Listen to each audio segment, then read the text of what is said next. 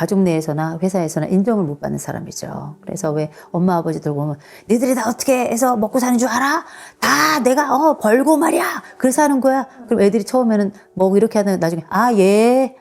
아니면 어떻게 아주 잘나셨어요. 엄마도 같이 했거든. 우리도 없었으면 아빠가 무슨 그렇게 일을 했겠어? 엄마가 이렇게 했었어? 제대로 하지도 못하는 것이 뭐 이런 식으로 얘기를 한단 말이에요. 우리가 굳이 뭐 존경까지 받기를 기대하진 않아요. 존중만 해줘도 땡큐인데 그럼에도 불구하고 이렇게 존중을 받기 어려운 환경에 자신을 노출하는 사람들도 있고 존경받을 모든 공로를 쓰고서도 그렇게 존중을 받지 못하는 사람들도 있는데 그럼에도 불구하고 존중받는 사람들이 가지고 있는 특징도 있겠죠. 존중받는 사람들의 가장 큰 특징은 뭐냐면 일단은 인격이 좋아요. 이 사람은 참 어떤 측면에서든 한 가지 주특기가 있는 사람인 경우에요. 하나, 인격이 좋은 경우에요. 이 사람이 참 사람 좋아. 근데 또 너무 무능하면 사람이 좋아도 소용이 없어요. 그래도 어떻게 이 사람 참 사람은 좋은 사람인데 하고 안타까워 하잖아요. 두 번째는 능력이 뛰어나도 그것도 괜찮아요. 특별히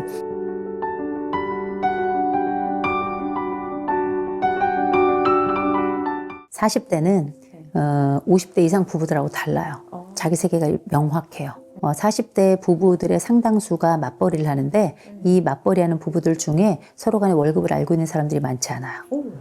예, 그게 자기 세계를 구축하고 있고 그거 각자 했던 노동은 자기의 몫이라고 생각하고 이때부터는 효도도 셀프잖아요.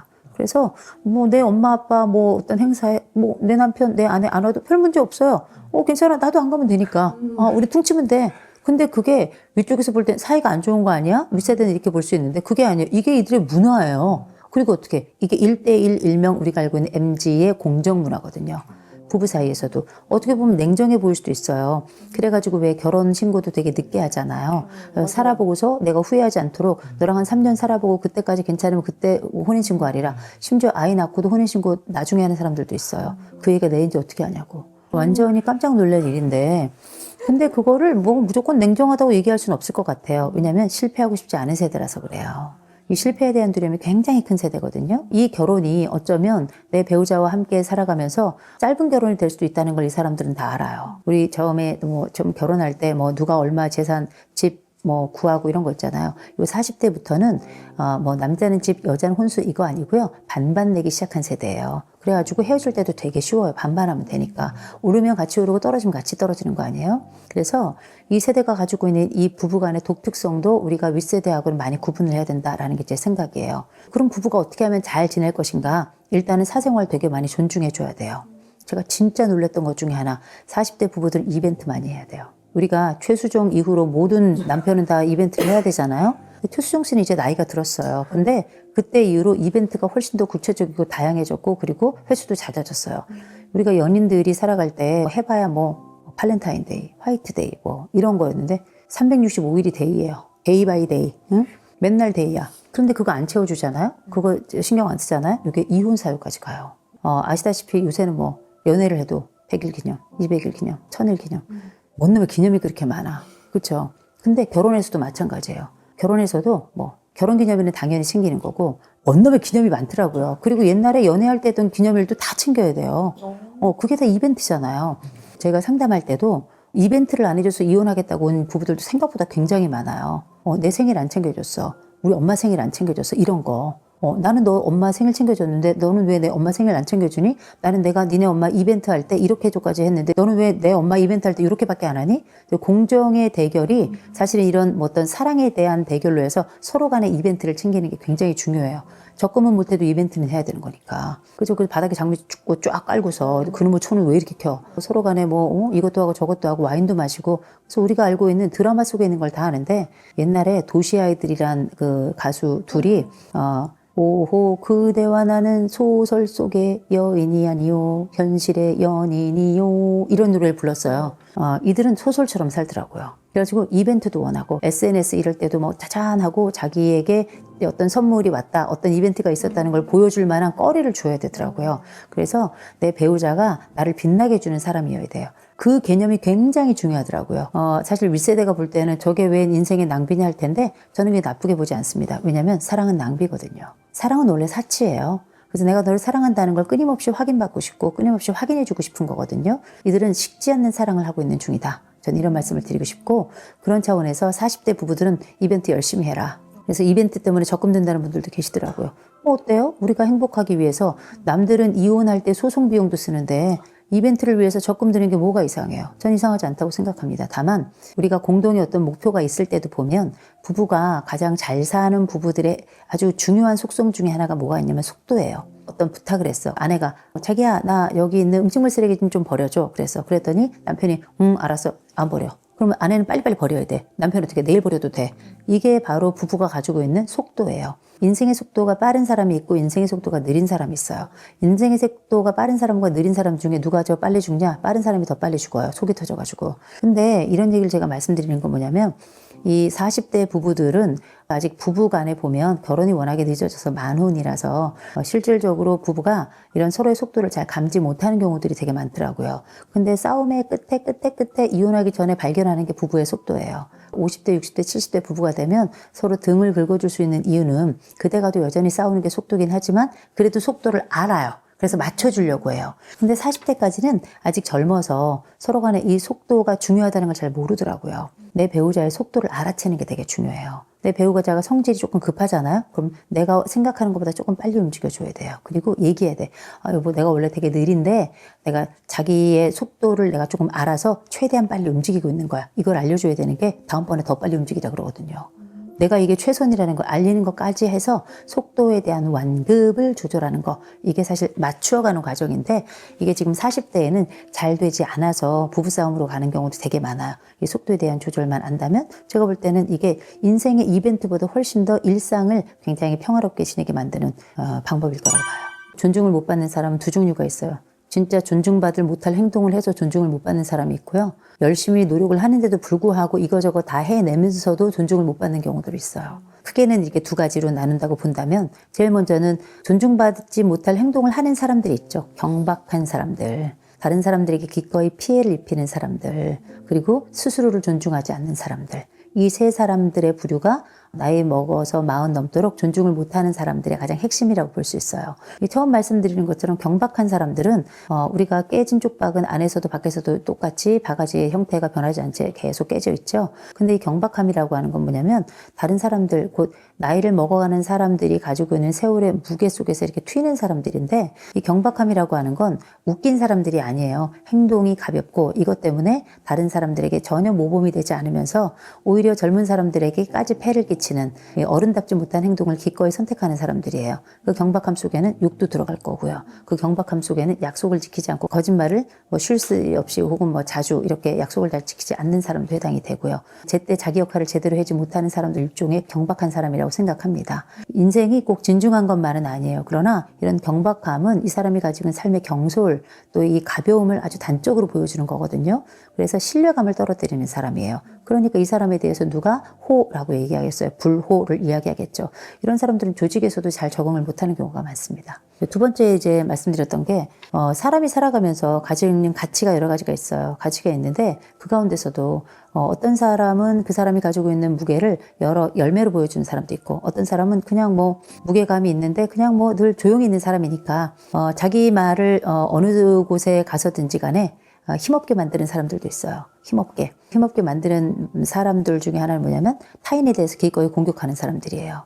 그 사람은 어떤 좋은 말을 해도 다른 사람을 공개적으로 딱 저격하거나 아니면 다른 사람들이 있는데 또 다른 사람들에 대해서 불편감을 끼쳐서 그 사람이 모욕감이나 수치심을 갖게 하잖아요. 그 사람은 주변에 그 상황을 본 모든 사람들의 적이에요. 왜냐하면 저 사람은 언제든 나도 그렇게 대할 수 있는 사람이기 때문에 이 사람은 사회적인 존경뿐만 아니라 이 사람은 기피 대상이라고 볼 수 있습니다. 굉장히 중요한 행위이고 나이 들어서는 절대 하지 말아야 될 행동인데 이게 이제 40대에 약간 이제 지위가 올라가고 직급이 딱 올라가잖아요. 그러면 나도 모르게 이 인격의 틈새를 파고들어서 내가 가지고 있는 본연의 것을 보여주는 사람들이 있어요. 입을 틀어 막아야 돼요. 왜냐하면 사람은 욕을 할 수도 있고 욕을 안 할 수도 있어요. 또 비난을 할 수도 있고 비난을 안 할 수도 있거든요. 그럴 때 나도 모르게 비난의 혀가 이렇게 스물스물 올라오면 혀를 살짝 깨물어야 되겠죠. 피가 안 나는 수준으로. 왜냐면 이건 물리적인 행동이 나를 지킨다면 그걸 해야 되는 거예요. 근데 손가락이 자꾸 나가면 왼손이 손을 당겨야 되는 거고요. 어쩔 수 없어요. 사람이라는 게 단순한 거 아닙니까? 근데 어쨌든 그런 식으로 해서 이게 되게 중요한 거예요. 자기 자신을 되게 낮추는 사람들이 있어요. 겸손한 게 아니라 자기 자신을 계속 이상한 위치에 배치시키는 사람들이 있어요.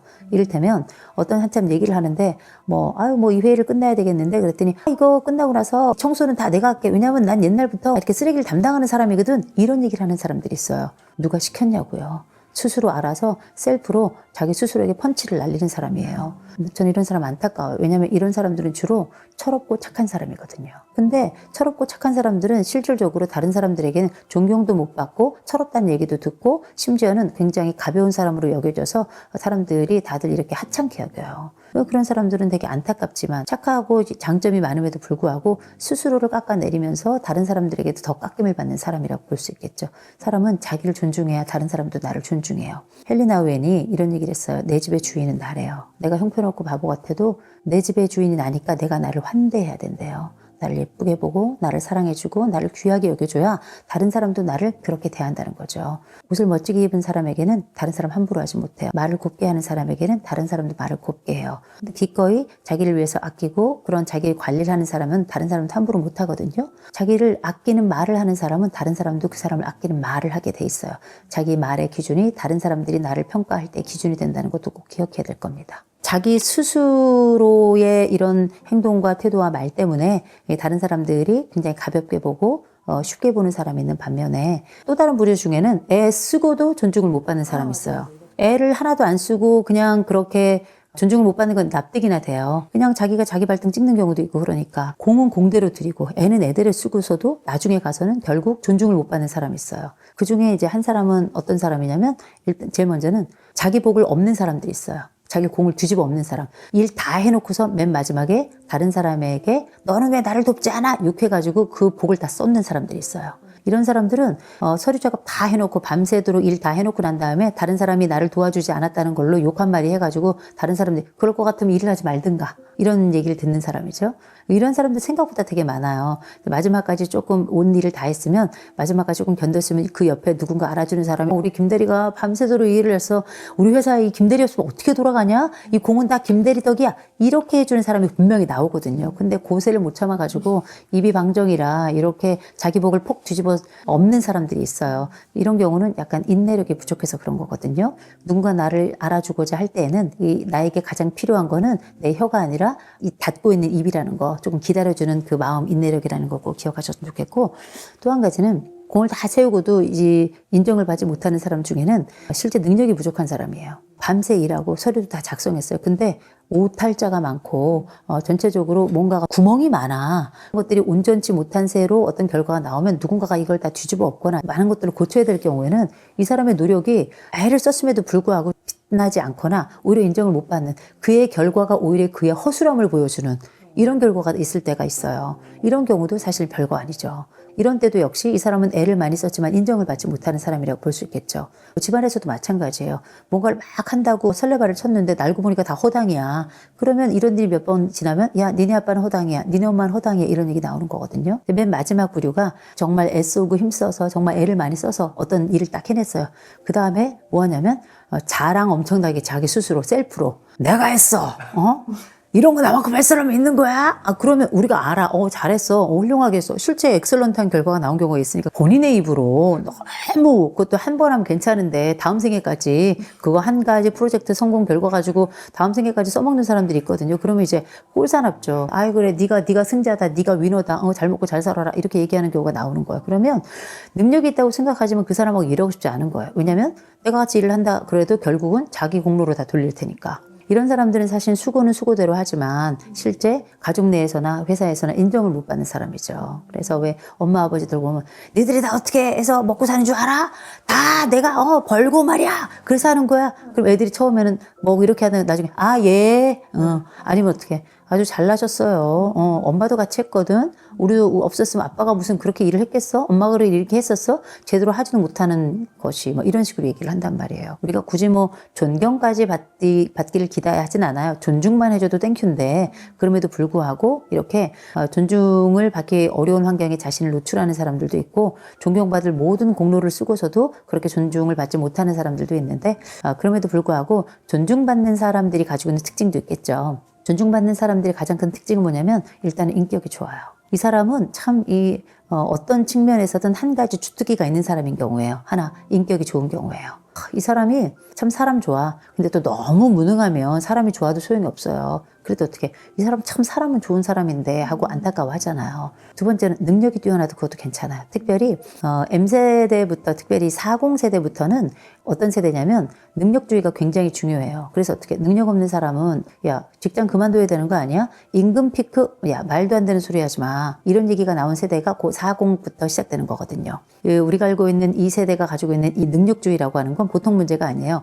능력이 있으면 예를 들어서 우리 반에 수학을 잘하는 남자애가 있잖아요. 그 반 애들이 다 형이라고 불러요. 걔를. 왜냐? 능력 있으면 얘는 그냥 인정하는 거예요. 그래서 40세대들부터 뭘 이야기하냐면 실제 이 사람이 성별이 이상해도 때로는 다소 폭력적인 부분이 있어도 그냥 이 사람이 능력이 있잖아요. 그냥 인정해버려요. 인정해버려요. 그래서 재벌에 대해서 40대부터는 재벌에 대해서 부정적이질 않아요. 50대 이상부터는 재벌하면 옥스퍼드 사전에 뭐 친족들 간에 거래해가지고 뭐 이렇게 쭉 나오는데 그거 찾아보지도 않아. 능력이 있으니까 어쨌든 거기까지 간 거 아니야? 이게 능력주의가 가지고 온 가장 핵심적인 단어라고 보시면 될 것 같아요. 40들이 생각하고 있는 능력 있는 사람들의 핵심은 주특기로 하나 정도는 아주 명확하게 가지고 있는 사람. 이 사람은 인간성이야. 아, 이 사람은 아주 유능해. 아, 이 사람은 관계를 잘 맺어. 이 사람은 아주 재밌어. 한 가지 주특기만 가지고 있어도 이 세대는 다른 사람들을 인정합니다. 나라는 사람은 어떤 특기를 가지고 있나 생각해보면 가진 게 없는 경우들이 태반이에요. 빈손이라고 생각하는데 그렇지 않아요. 왜냐하면 우리가 지금 40대까지 왔다는 건 뭔가를 했기 때문에 온 거예요. 아무것도 안 한 자는 여기까지 올 수 없는 겁니다. 그럼 나는 뭘 했나 생각해보면 나름 성실했어요. 나름 또 함께 어울리려고 애를 썼고요. 내가 지금 직장에서나 집에서나 내 역할을 어느 정도는 감당해 왔고 그게 잘했다 못했다 하지만 어쨌든 내가 함께하는 이 지역사회, 이 가정, 이 직장에서 어쨌든 내 역할을 꾸준히 하고 있는 거 아니에요? 내가 가지고 있는, 내가 발견하지 주특기가 없을 뿐이지 실제 우리가 잘 발굴해보고 잘 뒤져본다면 어쩌면 융합된 주특기가 있을 수 있다. 그 적절한 성실성과 적절한 순발력과 적절한 인간관계 능력과 적절하게 자기를 돌본 능력 이런 것들이 골고루 있었기 때문에 우리가 여기까지 온 거거든요. 남들과 같은 탁월성이 없어도 괜찮다. 내 스스로를 요 정도 유지하면서 다른 사람들과 적당히 관계 유지하고 내 가족과의 관계 아주 나쁘지만 않고 때로는 위기가 생겼을 때 극복해 본 경험이 있고 지금도 그 극복을 꿈꾸고 있다면 나는 괜찮은 사람이고 앞으로도 다른 사람들과 괜찮은 40대를 살아갈 가능성이 굉장히 높다라고 말씀드리고 가지고 있는 이 능력주의라고 하는 건 보통 문제가 아니에요. 능력이 있으면 예를 들어서 우리 반에 수학을 잘하는 남자애가 있잖아요. 다 형이라고 불러요. 걔를. 왜냐? 능력 있으면 얘는 그냥 인정하는 거예요. 그래서 40세대들부터 뭘 이야기하냐면 실제 이 사람이 성별이 이상해도 그리고 아주 때로는 다소 폭력적인 부분이 있어도 그냥 이 사람이 능력이 있잖아요. 그냥 인정해버려요. 인정해버려요. 그래서 재벌에 대해서 40대부터는 재벌에 대해서 부정적이질 않아요. 50대 이상부터는 재벌하면 옥스퍼드 사전에 뭐 친족들 간에 거래해가지고 뭐 족벌체제 뭐 이렇게 쭉 나오는데 그거 찾아보지도 않아. 능력이 있으니까 어쨌든 거기까지 간 거 아니야? 이게 능력주의가 가지고 온 가장 핵심적인 단어라고 보시면 될 것 같아요. 40들이 생각하고 있는 능력 있는 사람들의 핵심은 주특기로 하나 정도는 아주 명확하게 가지고 있는 사람. 이 사람은 인간성이야. 아, 이 사람은 아주 유능해. 아, 이 사람은 관계를 잘 맺어. 이 사람은 아주 재밌어. 한 가지 주특기만 가지고 있어도 이 세대는 다른 사람들을 인정합니다. 나라는 사람은 어떤 특기를 가지고 있나 생각해보면 가진 게 없는 경우들이 태반이에요. 빈손이라고 생각하는데 그렇지 않아요. 왜냐하면 우리가 지금 40대까지 왔다는 건 뭔가를 했기 때문에 온 거예요. 아무것도 안 한 자는 여기까지 올 수 없는 겁니다. 그럼 나는 뭘 했나 생각해보면 나름 성실했어요. 또 나름 또 함께 어울리려고 애를 썼고요. 그리고 내가 지금 직장에서나 집에서나 내 역할을 어느 정도는 감당해 왔고 그게 잘했다 못했다 하지만 어쨌든 내가 함께하는 이 지역사회, 이 가정, 이 직장에서 어쨌든 내 역할을 꾸준히 하고 있는 거 아니에요? 내가 가지고 있는, 내가 발견하지 못한 주특기가 없을 뿐이지 실제 우리가 잘 발굴해보고 잘 뒤져본다면 어쩌면 융합된 주특기가 있을 수 있다. 적절한 성실성과 적절한 순발력과 적절한 인간관계 능력과 적절하게 자기를 돌본 능력 이런 것들이 골고루 있었기 때문에 우리가 여기까지 온 거거든요. 남들과 같은 탁월성이 없어도 괜찮다. 내 스스로를 요 정도 유지하면서 다른 사람들과 적당히 관계 유지하고 내 가족과의 관계 아주 나쁘지만 않고 때로는 위기가 생겼을 때 극복해 본 경험이 있고 지금도 그 극복을 꿈꾸고 있다면 나는 괜찮은 사람이고 앞으로도 다른 사람들과 괜찮은 40대를 살아갈 가능성이 굉장히 높다라고 말씀드리고 싶어요. 제일 먼저 험하게 싸우면 안 돼요. 되게 중요해요. 마흔이 되면 역할이 많아져서 이런저런 해결해야 될 일이 많거든요. 그렇다면 스트레스도 굉장히 많이 쌓이고 우리가 인생을 살아가면서 직장을 갖거나 가정을 갖거나 내 인생을 살아가는 동안에 사람이라고 하는 게 늘 누군가 일을 해결해 주는 게 아니라 내가 해결자로 나서야 되는 순간들이 많이 와요. 더군다나 이제 그 중간 나이라고 하는 이 사회적으로는 아주 중요한 나이인 40이 되면 내가 해결자로 나서가지고 뭔가를 해야 될 텐데 때로는 이게 참을 수 있는 일도 있지만 참지 못하는 일도 되게 많아요. 그렇다 보면 이게 때로는 아직 건강하고 왕성한 열정을 가지고 있으니까 굉장히 험하게 싸운 경우들이 많아요. 주먹 다짐한다든지 막 상욕을 하면 싸운다든지 심지어는 상대방을 목숨을 가지고 협박을 한다든지 이런 것들 많이 있거든요. 이건 사람이면 하는 안 될 일이지만 40 더군다나 가장 아름다운 나이에 절대 해서는 안 되는 일입니다. 그건 자기 품위를 해치는 일이기도 하지만 굉장히 스스로를 위험에 빠뜨리는 일이기도 해요. 예를 들어서 우리가 길에서나 아니면 가정에서는 험하게 싸우다가 경찰 출동하고 혹여라도 내가 다른 사람에게 본의 아니게 해를 입혔다? 이제는 기본적으로 다 형사고발입니다. 민사, 형사 이 법률로 꼬이기 시작하면 인생 진짜 힘들어지는 거거든요. 법률 가지고 싸워본 분들은 알겠지만 이게 1, 2년 싸움도 아니고요. 굉장히 혼탁한 싸움이고 무엇보다 굉장히 소진이 아주 심해지는 싸움인데 우리가 가지고 있는 한 번의 실수가 때로는 내가 10대, 20대에 하는 실수도 있지만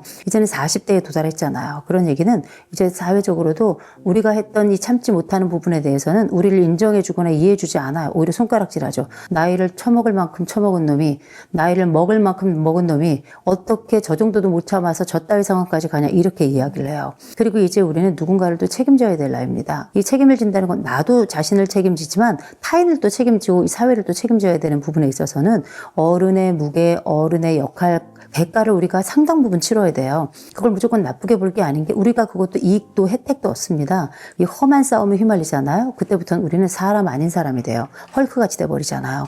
이성을 잃어버리게 되고 나 아닌 사람처럼 싸우고 나 아닌 사람같이 행동하고 말하고 패고 이런 과정에 들어가게 되면 진짜 사람답지 않은 사람처럼 대접을 받게 됩니다. 그리고 때로는 이런 평판들이 돌이킬 수 없는 상황으로까지 갈 수 있어요. 40이 됐다? 이젠 험한 싸움을 해서는 안 된다. 그리고 이런 험한 싸움은 생각도 하지 말아라.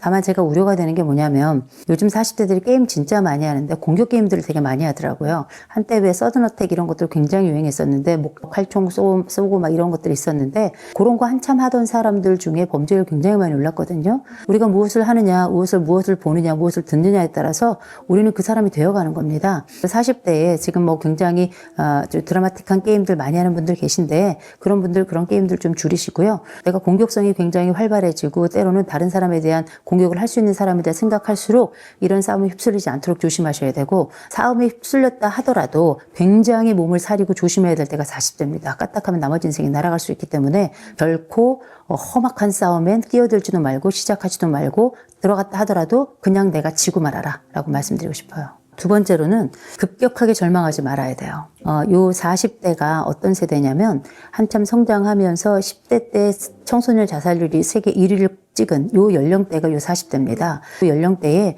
굉장히 많은 사건 사고들이 많은데 이상할 정도로 이제 M세대부터 시작해가지고 자기 생명을 너무 소홀하게 생각하는 사람들이 많아졌는데 그 기준들 중에 하나가 뭐냐면 시작점이 뭐냐면 절망이에요. 어떤 일이 안 되면 이 모든 것이 다 끝났다고 믿어요. 어떤 일을 하다가 거절을 당하면 존재가 거절을 당했다고 느끼고요. 그러면서 분노가 커지고 모욕감도 굉장히 크게 느낍니다.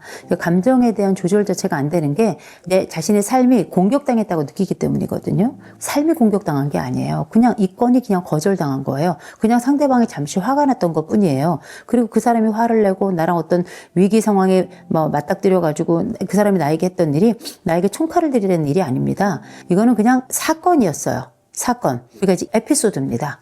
그냥 잠시 어쩌다 한번 일어난 일인 거예요. 그런 걸 마치 인생에 대단한 엄청난 일이 일어났다고 생각하지 마세요. 왜냐하면 이게 내 인생의 치명타라고 생각하는 순간 우리가 절망하거든요. 근데 우리가 태생적으로 그 성장 과정에 또 청년기를 지내면서 굉장히 사회적으로 어려운 일을 많이 겪었어요. 그러면서 다른 세대들보다 훨씬 더 빠르게 꺾입니다. 빠르게 절망해요. 그러나 기억하셔야 돼요. 우리가 빠르게 꺾이는 세대구나. 요 나이대의 성장 배경을 가진 사람들이 원래 빠르게 그렇게 절망하는 세대구나. 그걸 알고 있어야 돼요. 그럼 어떻게? 이게 영원한 절망이 아니라 우리가 가지고 있는 세대가 겪는 아주 일반적인 이야기일 수도 있고 지나가는 사건이라는 걸 우리가 잊어서는 안 돼요. 일어났던 경험, 또 좌절했던 경험들이 있는데 이번 경험이 지금 현재의 절대값이 굉장히 크고 깊다 하더라도 다른 사람에게 꼭 물어봐야 됩니다. 이 경험이 나중에 어떻게 될 것 같은지, 또 이런 경험을 했던 사람들은 어떻게 일어났었는지, 이런 것들을 바깥에서 자원을 가져다가 내 삶을 일으킬 준비를 하셔야지 급격한 절망으로 급격한 선택을 하는 건 굉장히 위험하다라고 말씀을 드려요. 왜냐하면 이 속도가 너무 빨라요. 절망의 속도가 빠르고 절망 다음에 또 다른 선택을 하는 속도가 너무 빨라서 제가 이런 말씀 드리는 겁니다. 무슨 일이 있어도 죽지 마세요. 너무 중요한 거예요. 요즘 우리가 인생을 살아간다는 게 녹록지는 않아요. 그리고 우리가 인생을 살아가면서 정말 극단적인 선택을 하고 싶은 순간들이 있습니다. 뭐 사람이라는 게 다 그렇잖아요. 이 순간 끝나고 나면 다 평화로워지겠지? 그렇게 생각하면 안 되는 것이, 우리는 정말 위태로운 순간들이 꽤 있었어요. 그런데 그 순간에 참 이상합니다. 때로는 시간이 도와요. 때로는 누군가 도와요. 때로는 시스템이 도와요. 그래서 이 시간이 지나가면 이 고통이 반드시 내가 생각하는 끝에, 그 순간 끝에 마지막 극단적 선택을 통해서만 끝나는 게 아니에요. 굉장히 이상할 정도로 나중에 시간이 지나가면서 풀어집니다. 그때의 마음도, 그때의 그 행동도, 그때의 그 수치도, 그때의 그 죄책도 시간 지나가면서 다 인간이 흐려져요. 그건 신의 선물이에요. 신은 인간에게 생명만 선물한 게 아니고요. 망각도 선물했습니다. 그래서 이 생명과 이 망각이 함께 만나면서 우리는 때로는 잊혀짐의 기쁨도, 또 우리의 마음의 편안함도 그렇게 얻는 거예요. 너무 힘들고 어렵잖아요. 제일 먼저 자야 돼요. 자서 내가 가지고 있는 이 고통의 얼개 속에서 나를 조금은 편안하게 해줄 필요가 있어요. 그러나 두 번째는 뭐라 했냐면 일어나서 밥 먹어요. 밥 먹어야 돼요. 사람이 힘들고 어렵고 절망 상태에 빠지면 밥 안 먹거든요. 또 내가 40대 아직 건강하고 왕성하니까 또 입맛이 없으니까 안 먹는데, 사람은 밥 안 먹으면 더 우울해지고요. 안 먹으면 일도 더 안 풀려요. 안 먹잖아요? 훨씬 더 정서적으로도 불안정해집니다. 딱 밥 먹고 벨트 딱 메고서 어떻게 이 문제를 해결해야 될지에 대해서 50대 찾아가세요. 50대에 그 유사한 경험을 가지고 있는 나와 비슷한 현장에 있었던 사람들 분명히 있어요. 내가 죽지 않고도 마지막까지 어떤 방법을 찾아봐야 되잖아요. 그 방법들을 찾아보잖아요. 찾아가는 과정 자체가 나를 살리는 길이고요. 또 그 과정에서 만난 사람들이 우리들에게 해주는 그 꿀과 같은, 그들의 눈물 없이는 들을 수 없었던, 그들도 눈물로 다시 일어났던 바로 그 사건들과 그 장면들과 그 조언들을 통해서 나도 일어날 수 있어요. 가장 어려운 문제 중에 하나가 정서 문제도 있고 돈 문제도 있고요. 또 관계 문제도 있고요. 이 세상의 모든 것들이 다 문제일 수 있어요. 근데 한 번 죽겠다고 시작하면 그 다음번에도 똑같은 방법을 선택하게 됩니다. 사람은 이게 가장 어리석은 방법인 줄 알면서도 가장 먼저 선택하게 되거든요. 저는 그거 정말 바보 같은 일이라고 생각해요. 왜냐면 나도 알아요. 이게 어리석은 선택이라는 걸. 그런데 어리석은 선택을 할 수도 있어요. 사람이. 원래 인간이 어리석잖아요. 그러나 다른 방법도 선택해보고 그 어리석은 방법을 선택하자라고 말씀드리는 거예요. 근데 다른 방법을 이미 여러 가지 선택해보잖아요. 반드시 길이 있어요. 반드시 돕는 자가 나옵니다. 정서적으로 돕거나 실질적으로 돕거나, 또 큰 도움이 안 되더라도 작은 도움을 또 주는 사람들이 있어요. 이 과정을 거치면서 때로는 시스템이 돕잖아요. 여러 상담 센터도 있고 무료 상담받을 때도 많고, 이런 내가 어떤 신용불량이나 파산의 위기에 있을 때라도 나의 그런 상황들에 대해서 사회가 여러 그 회복 과정을 돕는 이런 체제들이 있잖아요. 그러니 살아야 된다. 내가 지금 이런 안타까운 선택을 하잖아요. 내 가족도 반드시 영향을 받습니다. 그 배우자가, 혹은 그 자녀들이, 혹은 그 부모가. 우리가 알고 있는 것처럼 그 수많은 연예인들이 떠나갈 때 그 가족들이 정말 안타까운 연속된 불행을 겪는 경우들이 많이 있는데, 그게 남 얘기라고 볼 수 없어요. 내 가족을 살리기 위해서라도 나는 살아야 된다. 40이라는 이 연령대에 가장 아름답게 피우고 더 크게 꽃피워야 될 때, 어쩔 때에는 나라까지 떨어지는 순간이 있는데 그 지옥에 가서라도 나는 살아와야 된다는 걸 꼭 기억했으면 좋겠습니다. 그리고 할 수 있어요. 혼자 결정하고 혼자 생각하지 말고 반드시 다른 사람의 얘기 듣고 다른 사람과 함께 심정적 연대해 가면서 움직여야 됩니다. 그거 되게 중요해요. 우리가 알고 있는 수많은 사람들 중에 내가 만날 수 있는 사람도 있고 내가 못 만나는 사람도 있고 나를 거절하는 사람도 있을 거예요. 내가 최악의 순간인데. 근데 기억해야 돼요. 그 사람이 나를 받아줄 이유는 없어요. 그 사람이 나를 무조건 내가 아무리 급한 상황이라도 그 사람이 나의 요청을 다 받아줘야 된다는 그런 의무가 있습니까? 그렇지 않아요. 그냥 거절이 당연한 거예요. 그냥 도와주면 땡큐인 거고요. 그러나 문을 계속 두드려 보자는 거죠. 내가 알고 있는 사람이 몇몇에만 있는 건 아니잖아요. 의외의 또 다른 사람이 나에게 천사처럼 나타나고, 의외의 또 다른 손길들이 나에게 찾아오고, 의외의 또 다른 목소리가 나에게 용기를 주면서 나를 일으킬 수 있는 거예요. 그러니 절망하지 말고, 누군가는 영화 제목에 나오는 것처럼 101번째 프로포즈도 해요. 어쩌면 우리가 살아가면서 적어도 30번, 60번, 100번 그 이상의 노력을 해가면서 또 한 번에 내 가족과 또 내가 사랑하는 모든 사람들과 함께 이 질곡을 이겨나가기 위해서 한번 다시금 일어나는 힘을 가졌으면 좋겠다. 거기는 행복한 가족들이 무슨 말을 하는지를 알기 전에 가족들한테 욕이나 하지 마세요. 요즘 40대들이 욕을 너무너무 많이 해요. 아니 정말 이럴 수가 있나 싶을 정도로 술자리에서도 욕하고 일상생활에도 욕하고 그렇게 욕을 많이 해요. 욕을 많이 먹어서 욕을 많이 하는 거겠죠. 그거는 참 교양 없는 행동입니다. 이런 말을 하는 너는 교양 있냐? 이럴 수 있는데 교양이라는 게 뭐냐면 사람이라면 알아야 될 기본적 소양을 우리가 교양이라고 부르는 거예요. 사람이라면 누구든 알아야 될 기본적 소양을 우리가 교양이라고 부르는데 옛날에 우리가 10대 때의 40대를 한번 생각해 보세요. 내가 10살이다 싶을 때 40대의 사람들은 어때야 될까 한번 생각해 보세요. 상욕하는 사람이 아니에요. 40대는 어떨까 생각하면 그냥 아저씨예요. 아줌마고. 그리고 40대는 어떨까 생각하면 약간 품위도 있어야 될 것 같고 자동차에서 내리고 양복도 입고 있어야 될 것 같고 아니면 깔끔하게 정장을 입고 있거나 아니면 굉장히 매너 있고 이런 사람으로 우리는 어른을 생각할 때 그런 40대, 50대를 생각한단 말이에요. 너무 늙은 분들은 우리가 10대가 볼 때는 60대, 70대는 게 할머니, 할아버지예요. 그냥 어른 하면 40대, 50대를 생각하는 거거든요. 왜냐하면 그게 자기의 부모들이니까. 그렇게 생각을 하는데 놀라울 정도로 40대들이 욕을 너무 많이 하는데 그게 가족에게도 욕을 많이 하고 자식들에게도 욕을 너무 많이 친구들 사이에서도 욕을 밥 먹듯이 하는데 남녀가 구별이 안 돼요. 여자들도 그렇게 욕을 많이 해요. 그래가지고 뭐 개소말량 소닭 시비간지가 다 나와요. 생각해 보세요. 예를 들어서 제가 강의를 하는데 우리가 함께 이야기를 나누잖아요. 제가 막 상욕을 섞어가면서 강의를 하거나 상욕을 섞어가면서 이야기한다면 이호선이라는 사람이 저렇게 말하고 행동하는 것에 대해서 어떻게 생각하시겠어요? 참 저 사람 조우하고 싶지 않다. 내가 저 사람 그렇게 안 봤는데 정말 상스러운 사람이다. 이렇게 말할 거잖아요. 40대도 그래요. 50대만 그런 게 아니에요. 저는 지금 50대인데 제가 50대 사람인데 어떤 40대 사람들이 막 상욕을 하죠. 전 그 사람 절대 안 써요. 말은 그 사람의 인격이라 얘기하는데 저는 이런 얘기합니다. 언어는 존재의 집이에요. 이거는 제가 한 얘기가 아니라 하이데거가 한 얘기예요. 언어는 존재의 집이다. 이 얘기는 이 사람이 어떤 말을 쓰는지를 보면 이 사람이 어떤 사람인 줄 알게 되는 거예요. 저는 제 선배들 중에도 지금 50대 후반, 60대 되는 분들인데 아직도 자기들끼리 만나가지고 상욕하는 사람들이 있어요. 저는 그 분들 안 만나요. 왠지 아세요? 나이를 그만큼 먹고까지도 욕을 한다는 얘기는 자기 삶에 한 번도 성찰해 본 적이 없는 사람인 거예요. 그분들이 저 안 만난다고 제가 그분들하고 손절하고 그런 게 아니라 그냥 안 만날 뿐이에요. 그분들이 또 만나죠 요청하면 만나겠죠. 그러나 전 얘기합니다. 오라버니 욕하지 마세요. 그건 오라버니가 어울리지 않아요. 전 이렇게 얘기해요. 40대 된 분들에겐 전 뭐라고 얘기할까요? 얘기 안 해요. 왠지 아세요? 욕먹어요. 저 없을 때 막 상욕해요. 왠지 아세요? 욕이 일상이라서 그래요. 그리고 자기를 욕하면 남은 생에 저는 범죄자예요. 제가 이런 말씀을 드리는 건 뭐냐면 가족들에게, 내 친구들에게, 내 후배들에게 막 상욕하는 사람들이 있거든요. 그런 사람들은 막대 먹은 사람들이에요. 그 존재를 향해서 욕을 함부로 막 쓰는 사람들이에요. 농담 삼아 하는 욕도 욕은 안 된다고 저는 생각합니다. 장난 삼아 하는 것도 저는 제 친구들 중에도 멀쩡하다가 다 전문직인데 술자리만 가면은 그 여자친구인데 진짜 욕을 많이 하는 친구가 있어요. 그 친구는 악의로 욕을 하는 게 아니에요. 그냥 재미와 인생의 흥미 같은 걸로 욕을 하는데 저는 그 친구가 욕하는 것도 싫어요. 제 친구가 그렇게 욕하는 친구라는 것도 마음에 들지 않아요. 그런데 다른 친구들은 욕을 하냐? 욕 안 해요. 걔만 그렇게 욕을 하는데 그게 약간 재밌다고 생각하나 봐요. 하나도 재미없어요. 그리고 그렇게 욕을 하는 걔가 그 욕을 멈췄으면 좋겠어요. 제가 그래서 얘기했어요. 누구누구야. 야, 너 욕하지 마. 욕하는 거 너한테 어울리지 않아. 그랬더니 그 친구가 뭐라고 하냐. 야, 내가 맨날 욕하냐. 술 마실 때만 재미로 욕하는 건데 저만 그렇게 생각할까요? 다른 친구들도 그 친구를 데리고 다른 술자리 아마 안 갈 거예요. 그 자리 다른 데 가서도 그렇게 함부로 막 욕할 거 아니에요.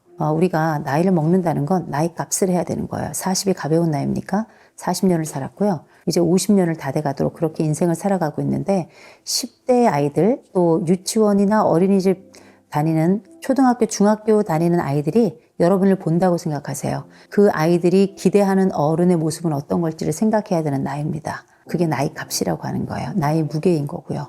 욕하지 않았으면 좋겠어요. 그게 가족에겐 더욱더 그러합니다. 그렇게 자식들한테 정말 입에 담을 수 없는 저작거리에서도 하지 않는 그런 상욕들을 아들에게 딸에게 막 하더라고요. 그래놓고 자식이 잘 되길 바래요? 헛소리 하지 마세요. 그건 완벽히 잘못된 생각이고 완벽한 착각이에요. 자식은 그 욕한 대로 될 겁니다. 이런 저주가 제가 한 나쁜 말, 나쁜 마음 때문이겠어요? 실제 그렇기 때문이에요. 부모들이 했던 그 욕설 때문에 상처받는 아이들이 얼마나 많아요. 친절한 가족, 좋은 가족, 행복하다 말하는 가족들은 진짜 말 조심합니다. 욕하지 않아요. 두 번째, 굉장히 친절하게 말해요.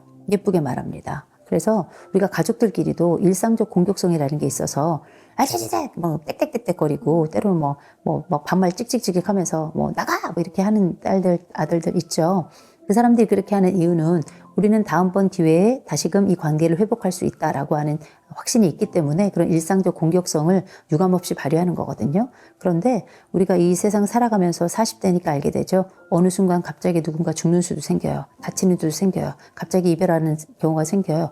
이별이라는 게 준비 없이 우리에게 다가오는 거 아니겠습니까? 그런데 가족이라고 늘 안전한 대상은 아닌데 그 가족들에게 어떻게 예쁘게 해줘야 돼요. 그리고 사랑스럽다, 예쁘다 말해주셔야 그 아이들도 내 배우자도 그리고 나와 함께 있는 부모님도 나에게 예쁘다 말해요. 상욕을 하는 가족이 있거나 아니면 나에 대해서 험하게 말하는 사람이 있으면 곱게 말해달라 요청해야 돼요. 행복하게 말해달라. 나 그런 얘기 들으면 되게 상처받으니까 이렇게 말해달라라고 하는 제안도 하셔야 돼요. 그렇게 행복한 가족들은 보니까 서로 자제할 건 자제하고 필요한 건 요청하더라는 거죠. 그중에 가장 대표적인 게 말이에요. 말. 그 말 중에서도 이 사람들은 정확하게 알고 있어요. 모든 사람에게는 발작 버튼이 있고 안심 버튼이 있어요. 발작 버튼, 일정 특정한 말, 싫어하는 말, 특정한 행동을 딱 하면 발작 버튼이 딱 눌러지는 거예요. 그럼 이 사람들이 확 하겠죠? 그러면 행복한 사람들은 발작 버튼이 없냐? 있어요. 근데 이걸 안 누르려고 하는 거예요. 그러면 행복한 사람들은 발작 버튼 대신에 안심 버튼을 더 많이 눌러요. 이 말을 하면 이 사람이 편안해져. 이 말을 하면 이 사람이 조금 더 안정을 해. 이 말을 하면 이 사람이 조금 더 위로가 돼. 이런 안심 버튼을 알고 있고 이걸 더 자주 누르는 거예요. 발작 버튼도 알고 있는데 이거를 덜 누르는 거예요. 이게 행복한 가족의 가장 핵심적인 특징이라고 보시면 될 것 같아요. 그 버튼 중에는 말도 있고 행동도 있고 거기에 따른 여러 상황도 있고 거기는 뭐 용서나 사과도 마찬가지겠죠. 이런 많은 요소들이 두 개의 버튼 속에 다 담겨 있다고 생각하는데 행복한 가족들은 이 버튼을 너무나 현명하게 쓴다는 거예요. 불행한 가족들의 특징은 자명하겠죠. 발작 버튼을 아무 때나 막 누르고 상대방 화를 나오게 하려고 일부러 막 눌러요. 오락실 가가지고 우리 옛날에 스트리트 파이터 이거 하는 것처럼 막 눌러버려요. 그러면 이제 손발이 막 나가는 거예요. 그래서 불행하고 싶으면 아무 때나 누르고 막 누르고 힘껏 누르세요. 그렇게 불행을 자초했을 때 처음엔 장난으로 한두 번 누르는 것도 전 누르지 말라 그래요. 왜냐면 장난은 누군가에겐 장난이지만 또 다른 사람에게는 불행이고 슬픔이고 아픔이고 상처가 되는 거거든요. 그래서 가능하면 예쁘고 좋은 말 해줘야 돼요. 근데 예쁘고 좋은 말이라는 게 조언을 안 하는 게 아니에요. 훈육을 안 하는 게 아니에요. 가족끼리도 지켜야 될 준칙이 있는 거고 잘못한 것에 대해서 혼내야죠. 이건 당연히 하는 거예요. 그러나 일상적으로는 장난으로라도 예쁜 시선, 예쁜 말, 예쁘다 말하고 이거 되게 중요합니다. 우리가 어디 가서 예쁘다 말을 들어요. 어디 가서 사랑스럽다 말 듣습니까? 어디 가가지고 우리가 가지고 있는 이 작은 존재, 보잘것없는 존재에서 그 향기가 난다는 말을 듣겠어요. 가족밖에 없어요. 그걸 행복한 가족들은 기꺼이 하고 있는 거거든요. 그러면 모든 행복한 가족들이 다 그러냐? 아니에요. 저는 행복의 기준을 좀 낮춰야 된다고 생각합니다. 별일 없으면 행복한 거예요. 그냥 별일 없고 그냥 뭐 가끔 투덕투덕하지만 또 금방 화해되고 가족이 가지고 있는 관계의 평균값을 보면 이 관계의 평균값이 뭐 50점 넘어간다. 별일 없는 거예요. 그럼 행복한 거예요. 70점 넘어간다. 꽤 괜찮은 가족이에요. 80점 넘어 대단한 가족이에요. 90점 넘어요. 이거는 불가능한 가족이에요. 100점 이건 거짓말이에요. 그러니까 환상에서 벗어나야 돼요. 별일 없으면 그냥 행복한 겁니다. 가족들이 원래 대화가 별로 없어요. 어떻게 엄마 저는 엄마가 너무 좋아요. 교과서적인 발언이고요. 그건 드라마에서나 나오는 거예요. 폭삭 속았수다 이런 데는 있는 거예요. 우리 일상에는 박보검하고 아이유가 없어요. 그 집은 대대손손 행복하더만요. 그러나 우리는 그 반대편 사돈집에 가깝다는 걸 기억하시고요. 대신 이 얘기를 하는 건 뭐냐면 우리는 선택을 통해서 언제든 그 박보검과 아이유 가족이 될 수 있어요. 그런데 대단한 행복과 대단한 희생을 기대하지 말라는 거예요. 그냥 별일 없고 대신에 우리 가족이 서로에게 너무 침범적이지 않고 대신 서로에게 적당히 인정해주고 나의 생로병사에 그래도 꽤나 긍정적이 돼주고 그러면 그 사람은 나의 아군이에요. 이 집은 이 정도면 행복한 겁니다. 여러분의 기준도 별일 없으면 우린 행복하다 이렇게 갔으면 참 좋겠습니다. 마흔에 결혼 안 한 사람들이 너무 많아요. 이 마흔이 가지는 특징 중에 하나는 자기에게 되게 몰입한다는 거예요.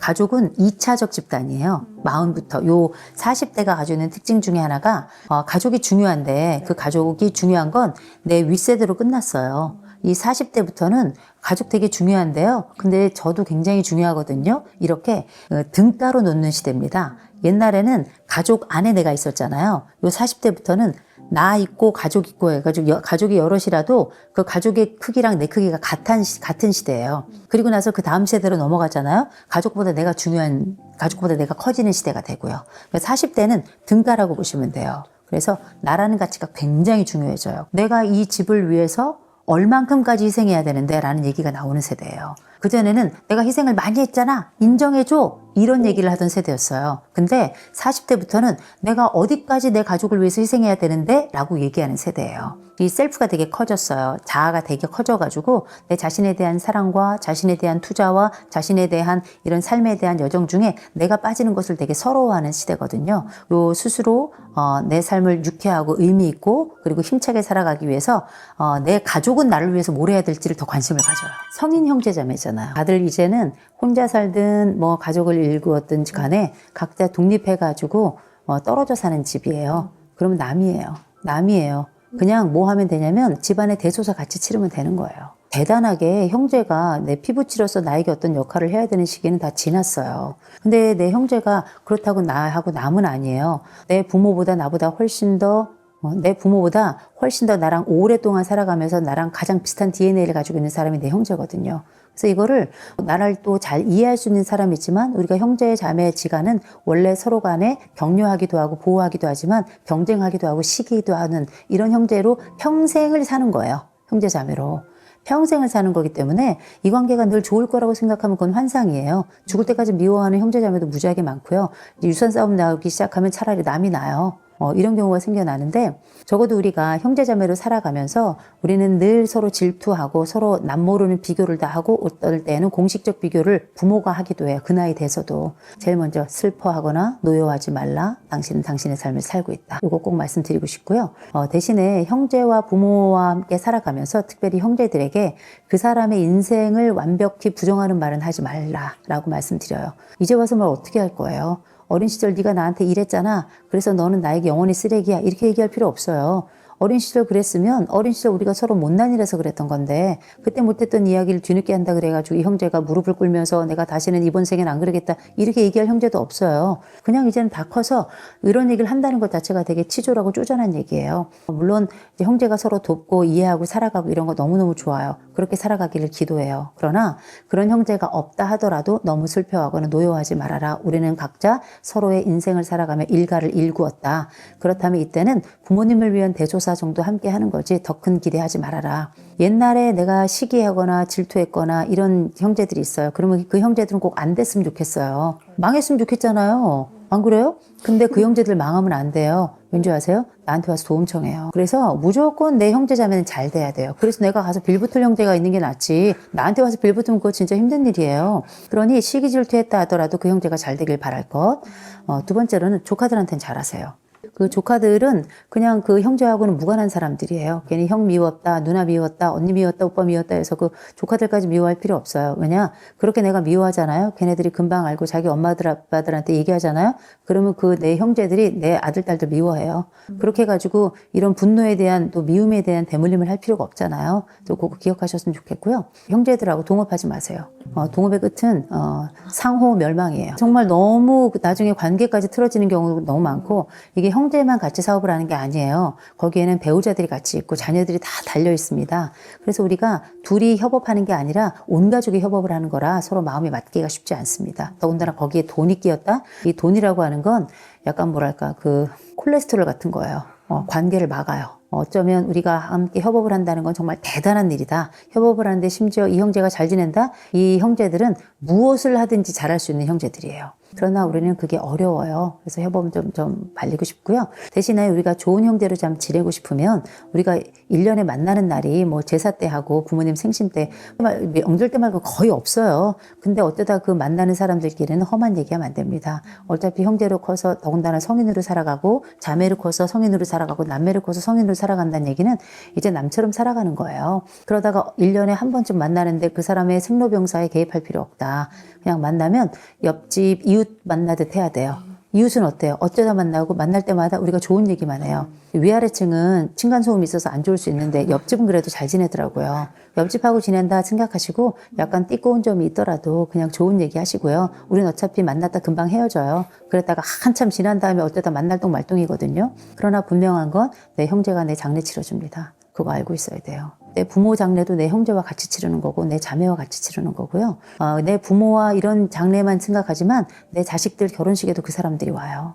부조도 그 사람들이 제일 많이 해요. 그리고 의무적으로 와야 된다라고 하는 일종의 무게감도 의무감도 가지고 있는 유일한 사람들입니다. 이 사람들하고 나쁘게 지낼 필요는 없어요. 그래서 가능하면 어쩌다 만나는 친인척들 그중에서도 내 형제들은 무조건 좋은 얘기 해줘야 된다 말씀드리고 그들의 경조사에는 꼭 참여하시고요. 이거는 남보다도 조금 더 의무감이 있는 관계이기 때문에 부조도 조금 더 하시고 가능하면 애사건 경사건 꼭 참여하셔가지고 축하한다 말하고 잘했다 말하고 그 집 애들은 못생겨도 이쁘다 말하고 되게 중요합니다. 왜냐면 걔네 유전자가 내 유전자예요.